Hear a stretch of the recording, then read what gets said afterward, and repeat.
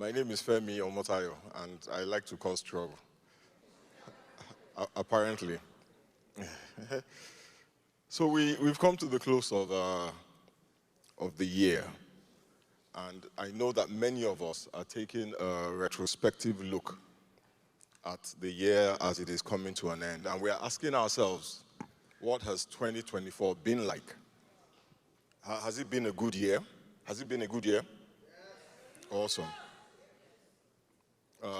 Did I achieve everything I set out to achieve? Do I have everything that I desired at the beginning of 2024? Amen. I thank God for your life. But seriously though, can I honestly say that all my desires, or most of my desires have been met? Or, other than sharing for me, or have none of my desires been met? And the truth, right, stretches across the spectrum for all of us. It's a mixed bag. And the question that rises up in my heart as I do my retrospective is, why have all my desires not been met? Why am I leaving 2024 with unanswered prayer? Doesn't the Bible say that God will grant me the desires of my heart? So why are the desires of my heart still pending? Now, if you're like me and you look at your life and you see gaps in the manifestation of your desires and answers to your prayer, you want to know why, right? You ask yourself why. And these are some of the answers that I came up with. It is either God is a liar and his word is not true, he does not keep his promises, or maybe, as I have been taught, my sins are blocking my blessings, or maybe something else is going on. So this morning I want us to look at these three possibilities really quick. Now, if you believe that the reason you do not have all your desires is because God is unable or unwilling to grant them to you, then you are wrong. Don't you ever say, if you believe that, you are wrong? Because if you understand the nature of God, then you will know that God cannot lie. To tell an untruth, to tell a lie, is contrary to the nature of God.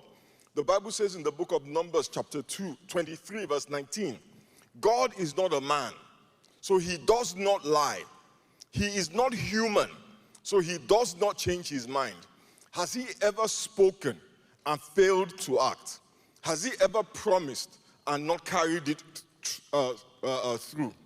So the problem is not that God is unable or unwilling or God told you a lie. That's not the problem, right? So maybe the problem is that you're just a terrible person, right? Your sins have blocked your blessings.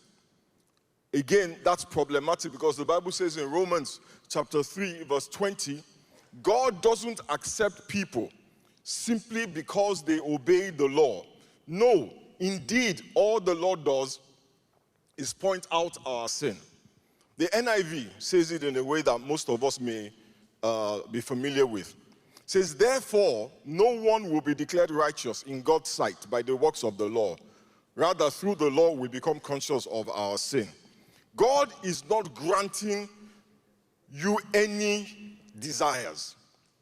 God is not going to answer any prayer that you pray. The Bible says if God does not hear you, it is because your sins have created a barrier between you and God. Amen? If you are not righteous, God will not bless you. Hallelujah. So your sins could potentially be a barrier between you and God, but only if your righteousness derives your standing with God, your acceptability to God is derived from your works, is derived from your own abilities. Amen? Romans 3:20 is telling us we are not declared righteous because of our works. Are you hearing me? If your righteousness is a prerequisite for you to be blessed by God, right? And your righteousness is not defined, is not assessed by your obedience to the law, by your works, by your goodness. Then what is the basis of the righteousness that we claim? Galatians chapter 3 verse 24. Mark this scripture down because the devil will challenge you on this. The Bible says, for now there is no condemnation to those who are in Christ Jesus. The devil will come and condemn you if you do not know this scripture. Let me put it another way. Galatians 3:24. The law was our guardian until Christ came. It protected us until we could be made right with God through what? Faith. You are made right with God through faith. You must never forget that. Because the Bible says that the devil is the accuser of the brethren. And what he likes to do is accuse the brethren. Who are the brethren? They are not some super spiritual folks in the sky. You are the brethren. And he accuses you day and night. He cannot accuse you before God. Because in the presence of God, you have an advocate.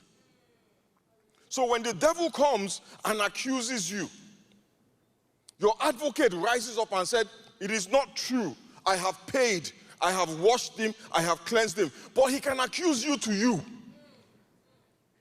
And the only advocate you have in your head is the word of God that you know. That is why the Bible says, and you shall know the truth, and the truth will set you free. It is the truth that you know that delivers you from the accusations and the condemnation of the enemy. And if you live under accusation, if you live under condemnation, you are not living in the fullness of all that God has ordained for you. The Bible says that we come with boldness before the throne of grace because of what we know. You know, in the early days, when I was younger, we used to take notes during sermons. Anybody still do that? Yeah. You see, the reason why we used to take notes is because when you write things down, you're more likely to remember them. When you listen, as you are going out, ping, you are distracted. Jesus Christ talked about the sower who went sowing and scattered seed everywhere. And the Bible says that some of the seed, they died because they fell on shallow ground. Yeah? Some of the seed fell amongst thorns. Some of the seed, as they landed, the birds of the air were there to pick up the seed. For most of us, it is not shallow ground.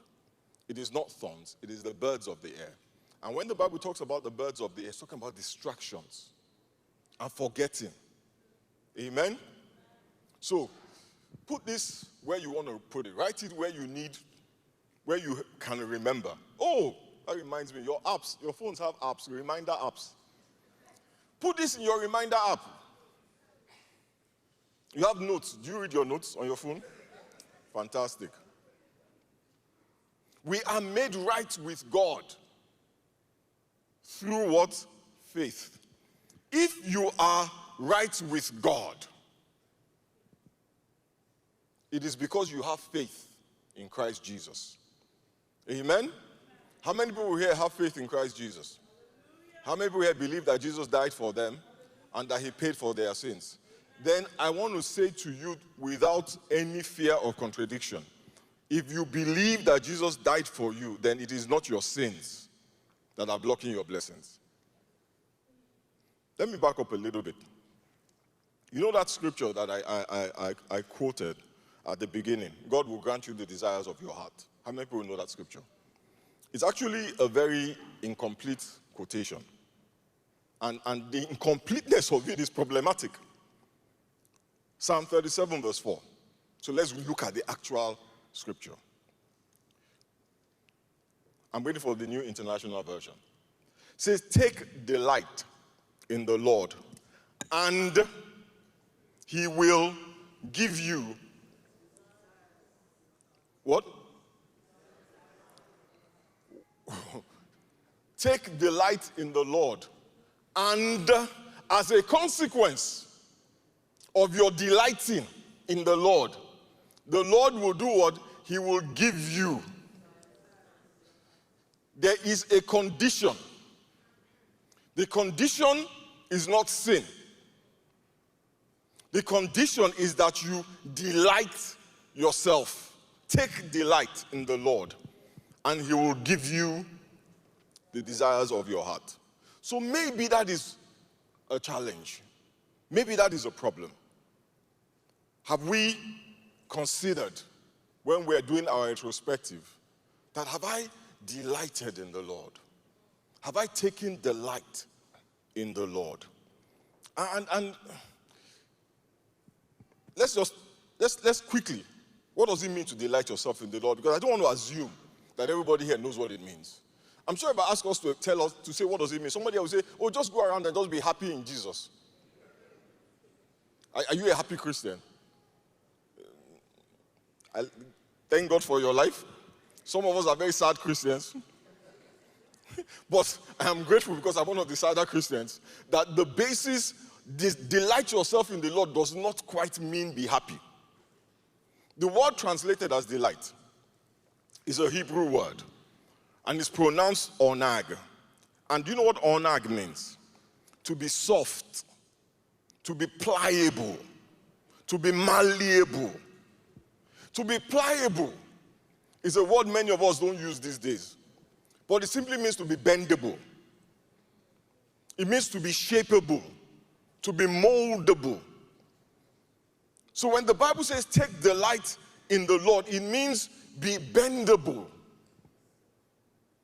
be shapeable to the desire or to the will of God. In the same way that clay is bendable, clay is shapeable. Anybody ever played with potty, silly potty? You can mold it into whatever you want. Are you moldable? Have you spent the year being moldable? Clay is moldable. Silver is pliable to the desire of the silversmith. So, in other words, this psalm is saying that when you are as pliable to God's desires, when you are as bendable to God's will, then he will grant you the desires of your heart. When silver comes out of the ground, it is not pliable. It is not bendable. It does not yield to the will of the silversmith. It exists in a state that we find extremely unattractive. Silver, when it comes out of the ground, looks just like an ugly piece of rock. I have a picture. Can you pull up that picture of the rock? Can you pull up a picture of the rock? No, that's the picture of the silver. Rock, stone.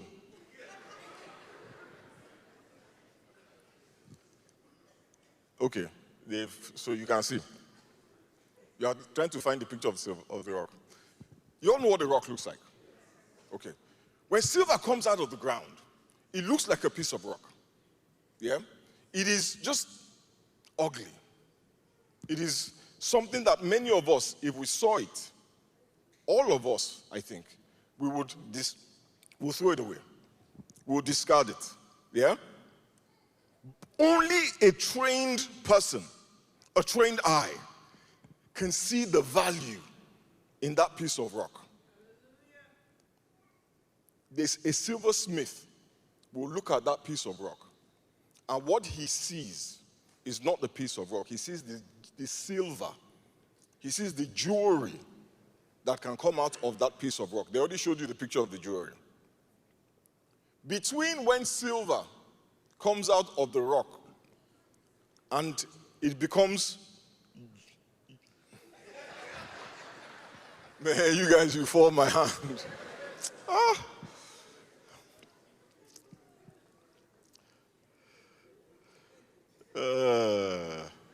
Okay, let me try again. You know, there's a cadence, and you break the cadence, you have to reset. Let me press the reset button.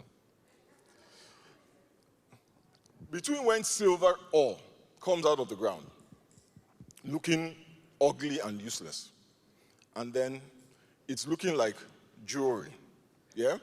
There's a process. Amen? And do you know what the most prominent part of that process is? Heat. Heat. Discomfort. It is a very unpleasant process. The ore, the stone, the rock is subjected to a level of heat and pressure. What the heat and what the pressure does is burns off all the nonsense, all the trash, all the things that have attached themselves to the silver in the ore, all the dirt, all the useless metals, all the non-valuables. This is a process, and it is not instantaneous. Yeah? And every once in a while, you know what the silversmith will do? He will turn up the heat and increase the pressure, because different things burn off under different temperature. And eventually, all that is left is the silver, without any impurities. Then the silversmith can bend it, and it becomes pliable. Many of us are in the process of things being burnt off us. And even then, what does the silversmith do? He continues to apply heat until that thing takes the shape of the jewelry that we had on the screen. Good night, everybody. God bless you. Are you guys kidding me? Please remove it, remove it, remove it. Remove everything from that screen. They're putting me under pressure.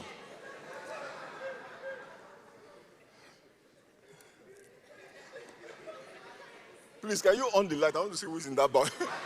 No, I'm just kidding. Leave the light off. IBK, is that you? IBK is rolling them under the bus. Okay. Let me tell you something about the heat. The heat is hot enough to destroy the impurities, but not too hot that it destroys the silver. The Bible says, though you pass through the fire, it will not burn you. And you pass through the waters, it will not drown you. But there's a reason why you're passing through the fire. And there's a reason why you're passing through the water. You see, what is being described there is the process by which the silversmith takes the ore and turns it into beautiful jewelry. Amen? You know, a few years ago, I heard a story about somebody who walked up to a silversmith and asked the silversmith, so when do you know? When do you know that the silver is ready? When do you know that it is time to turn down the heat? I know what the silversmith said. He says, when I can see my own reflection in the silver, that is when I know that, yes, it is time to stop. When I can see my own reflection in it. I tell you this story of the silversmith to illustrate the journey that many of us are undergoing. Many of us are in different parts of this process. Some of us have just come out of the ground, and we are all ore. And the heat is intense. And some of us have picked up some impurities. Maybe one or two things that you picked up on your journey to where you are that require a level of heat that makes it seem like it will destroy you. But the promise of God is that when you pass through the fire, it will not burn you. Whatever it is you are going through today, I want to assure you it will not destroy you. It will not destroy you. It cannot destroy you. It is perfectly calibrated to destroy things, but not you. The Bible says in the book of Romans chapter 8, verse 29, for those God foreknew, he also predestined to be conformed to the image of his Son, that he might be the firstborn among many brothers and sisters. The silversmith stops when he sees his reflection in the silver. God stops when he sees his reflection in you. It's interesting that we think that what God is concerned about when he passes us through this process is removing sin from our lives. We forget that he already removed the sin through Christ. The Bible says you are the righteousness of God in Christ Jesus. When God looks at you, he doesn't see sin. He sees the blood of Jesus. But you know what the Bible says? The Bible says Jesus Christ learned obedience by the things that he suffered. So even Jesus Christ went through it, what you are going through. Psalm 66, verse 10. The Bible says, for you, God, you tested us. You refined us like silver. You brought us into prison. Hallelujah. Let me read that again. For you, devil, no, God, you tested us. God, you tested us. You, God, you refined us like silver. How? You brought us into prison. And you laid burdens on our backs. You let people ride over our heads. I'm preaching to somebody here. God let people ride over our heads. We went through fire and water, but you brought us to a place of abundance. I'm going to read it again. It says, you brought us into prison, and you laid burdens on our backs. You let people ride over our heads. We went through fire and water, but you brought us to a place of abundance. You see, many times the place of abundance, the journey there passes through prison, burdens, fire, water. And you know, generally, I think most of us, we can accept that. But what we will not accept is people riding over our heads.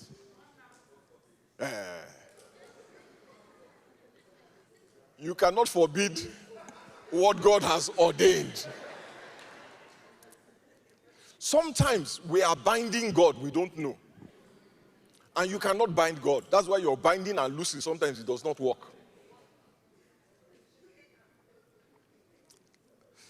You brought us into prison.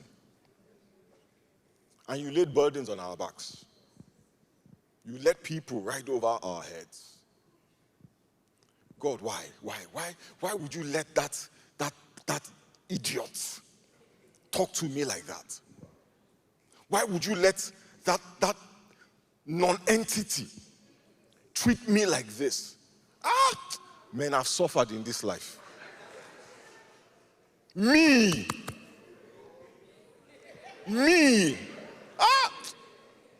You allowed this boy use me to wipe ground. You brought us into prison. And you laid burdens on our backs. You let people ride over our heads. Who did that? That was not the devil. That was God. And why? Because he was refining us as he refines silver. The Bible tells us that God is like the silversmith. We are the silver, and many of us are going through the process. We are feeling the heat. Anybody here feeling the heat? I can tell you that I'm feeling it. We are feeling the heat, man. It's hot. We're feeling the pressure. It's almost overwhelming. But I take consolation in the truth that the heat is not designed to destroy me. The Bible says God will not give us too much, more than we can bear. But the heat purifies us. And the heat makes us pliable. And so with every challenge, with every problem, with every obstacle, with every insult, with every setback, with every disappointment, we change, we grow, we become better and better, and we become more like Christ. We become more pliable, more sensitive to God. Have you noticed that you don't learn anything in good times? That's why it's hard, the Bible says it's hard for a rich man to enter the kingdom of God.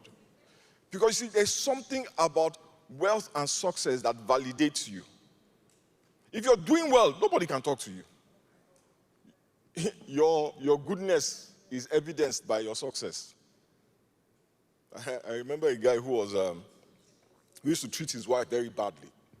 Treated her so badly. And guess what? He was being promoted at work. Things were going well for him. So when we confronted him, I said, why do you treat your wife like this? He said, listen, God is okay with him. That the wife that he's treating badly, her life is going down the drain. She's losing her job. Things are not going well for her. But him, he's being promoted. Things are going well for him. Who does God love out of the two of them? You see, you know what? Why he said that? Because we believe that success is a reward from God. And he saw his success as validation that he was on the right track. So he divorced that woman eventually. And he married someone else. And the person he married started beating him. Of course, you know your pastor. So, bros, who is God loving now? Guess what? When she started beating him, he came and repented. As soon as she stopped beating him, he repented of his repentance. And that's how many of us are. When we're going through challenges, we're humble. We're humble. We want to hear God every 5 minutes. If Pastor Femi calls you, you pick up the phone. Say, please come and help us carry chairs, and you are there. But the minute things are going well,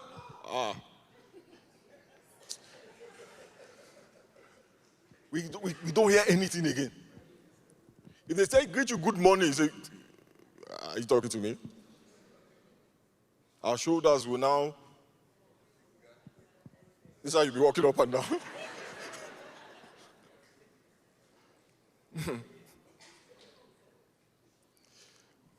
So God turns up the heat a little bit, and you lose the job. Because you need to check your attitude. The way you wear success does not glorify God. So he turns it up a little bit, and they repossess your car. But you know, that's your ego. It's still strong.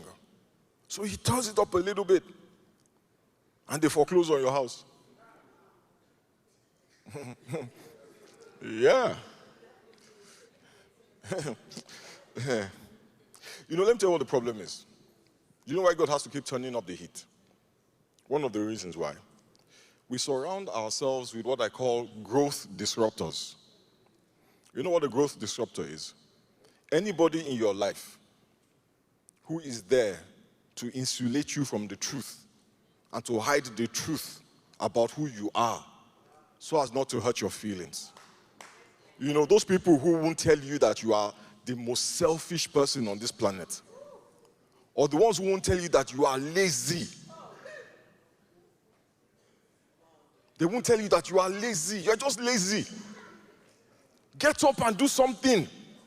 They'll be joining you to pray.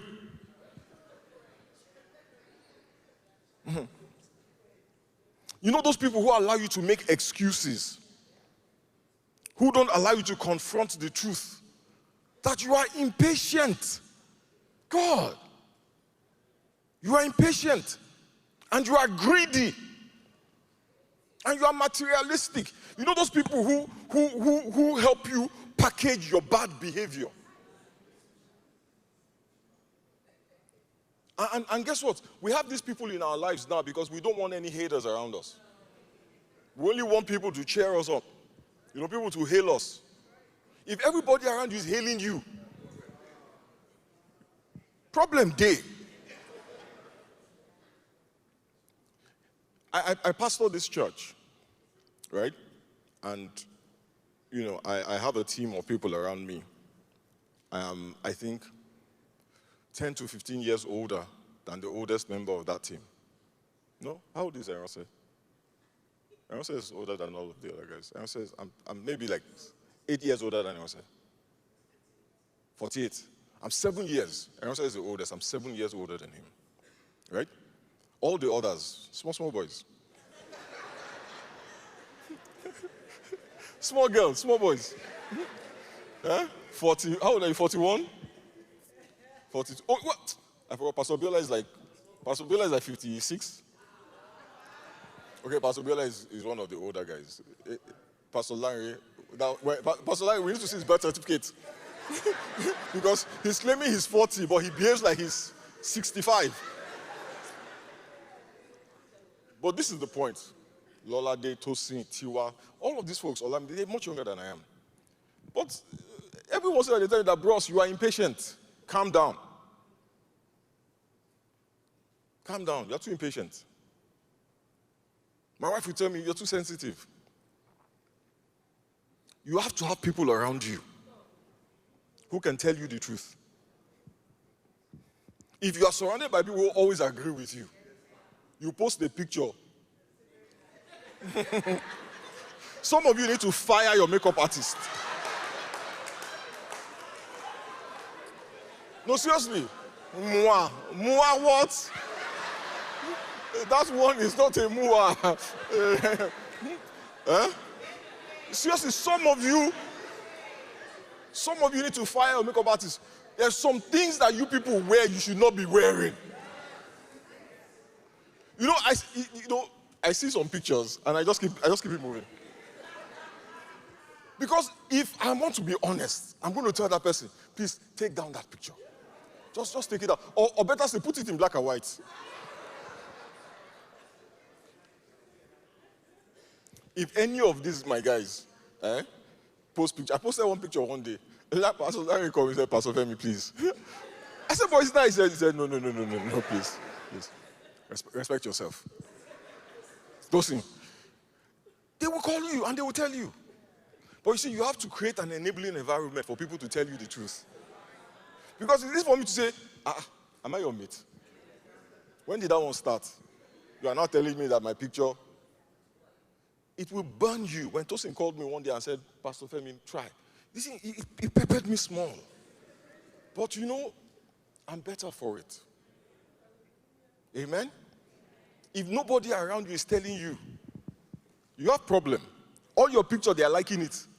They like it. They are lying. They are lying. Some of those people who say they are makeup artists, they should go and find a new job. I'm telling you. Let me tell you what the problem with those people are. They're prolonging your process. They're actually prolonging your process. They are keeping you in the silversmith crucible longer than you need to be. 2025, get rid of the growth disruptors in your life. If there's somebody in your life that loves you and never tells you that dress does not fit you, or that thing you are doing is not good, the way you are talking to that person is not right. If you don't have people like that in your life, I can come and let's be friends. I will tell you. I will tell you that, auntie, uncle. The other day, my hair was growing. I was tired. I couldn't go to the barber. I was just tired of going to the barber. Somebody came and said, PF, what's that on your head? I said, what? He said, PF, you have to go to the barber. I'm still waiting for the money to pay for the barber. Guys, I'm serious. Jokes aside, I'm saying this in this way to give you perspective.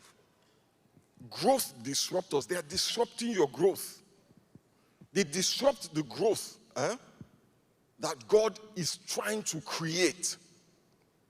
They give you comfort where what you need is introspection. Because introspection is what leads to change and growth. The Bible says, examine yourself so that you will not be judged. The people who stop you from self-examination, they are not your friend. They are not your friend. The people who, every time somebody corrects you, they quickly come in to patch you up. They are not your friend. And let me just get myself into some trouble this morning. Wives, particularly, who want their husbands to agree with everything. That is what support means. You agree with me. If your husband cannot tell you the truth, you are looking for trouble. And when you tie his hands with this thing that every criticism is a lack of support, and husbands too, you are depriving yourself of the one person who can tell you that your breath stinks before you leave the house.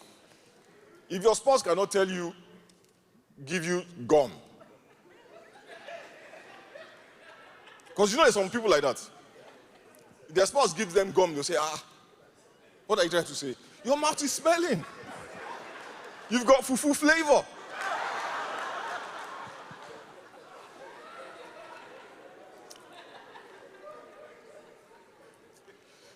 Every once in a while, Auntie Estella will pass me the gum.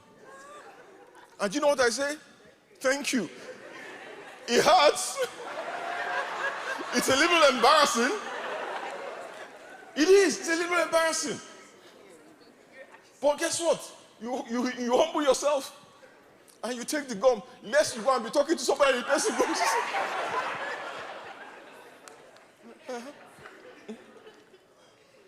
Every time you open your mouth, somebody is doing like this.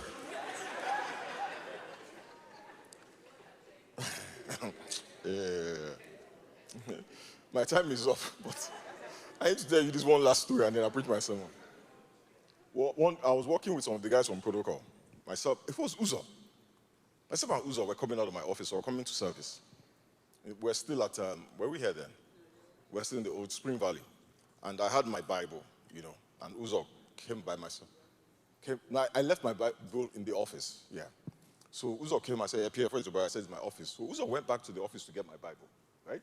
And then we were walking together, me and Uzo, and he had my Bible and my iPad. And AK came out of wherever she was, and she saw Uzo carrying my Bible and my iPad. You know what AK did? He said, I said, what? She said, man of God. Pastor Femi, you have arrived. They are carrying your Bible for you now. I said, Uzo, please give me my Bible. That's how it starts. That's how it starts. Next thing you know, I have to come into service on a helicopter. But I know my wife.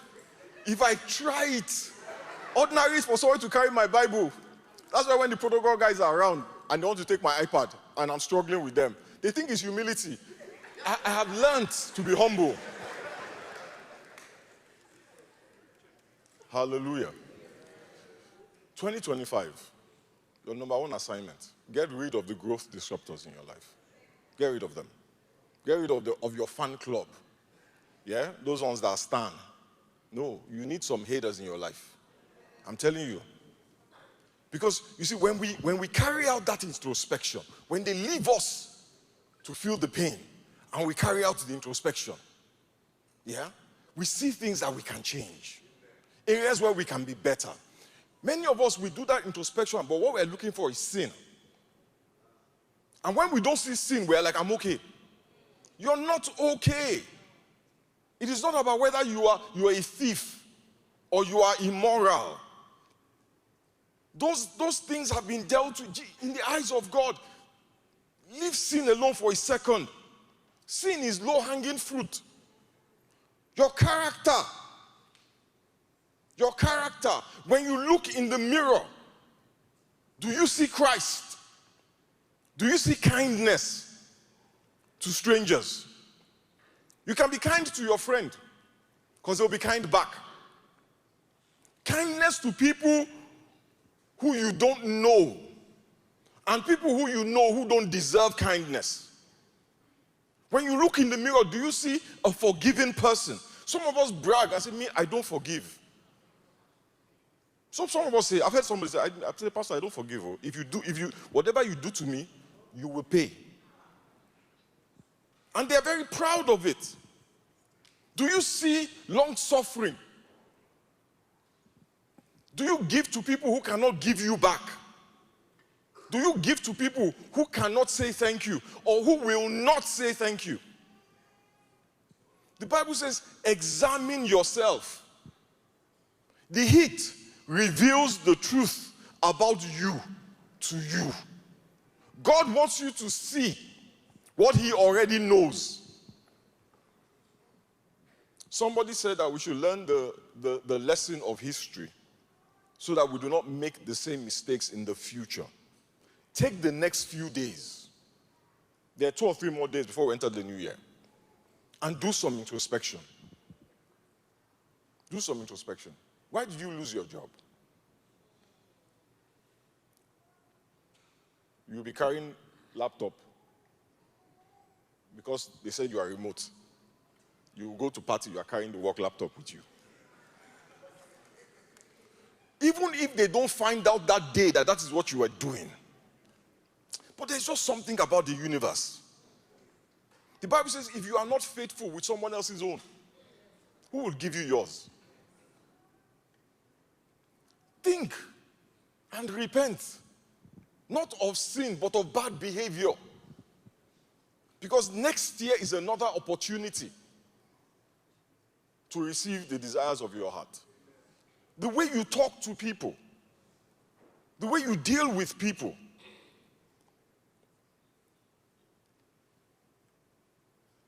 Maybe the reason why you didn't get it in 2024 is because you're on the schedule for 2025. In Ecclesiastes chapter 3, verse 1, the Bible says, there is a season, a time appointed for everything, and a time for every delight and event or purpose under heaven. The silversmith has a schedule. He has a calendar. There's a schedule for the process. That means that there's an end date. There's an end date that God has planned when he turns off the heat in your life. When the process has done its work, it will end. But too many of us delay the process. The Israelites were in the wilderness for 40 years. God's plan was 40 days. You know why? Every time the Lord tried to show them their heart, you know what they did? They blamed Moses. They blamed Moses. Who are you blaming? I have a word for somebody here. Many of us are going to stand on the banks of the Jordan in the coming days and in the coming weeks. But some of us will end up back in the wilderness because we are afraid or we are unwilling to deal with the giants within us. David killed Goliath with a pebble, chopped off his head with a sword. We don't throw stones or carry swords. We walk with the sword of the Spirit, which is the word of God. Let the word of God, let it work in your heart. Don't see it as only for pastors or for spiritual people. The fruit of the Spirit, let them manifest through you. Let the word of God challenge you. Let it wash you. Let it transform you. Do you know that Abraham, I don't have time. Abraham, when God took Abraham, Abraham was what's the word? What's a more inappropriate word for scaredy cat? A wuss. He was a fearful, weak man. How do I know? Somebody looked at his wife. And Abraham was such a low life that he said, she's my sister. Okay, if somebody comes now and they're looking at you like, I'm liking that babe, and I say, she's my sister, what are you going to think of me? Abraham was so afraid It happened not once, twice. That's the man. But by the time God was done with him, they called him the father of faith. And some of us, by the time God is done with us, we'll be the father of faith. Ask God to open your eyes and show you what needs to change. Amen? Now let us pray. Father, we thank you and we bless you. Father, we give you praise. Almighty God, you know where you are taking us. From being fearful and weak, like Abraham was fearful and weak, to becoming men and women of God, fathers and mothers of faith.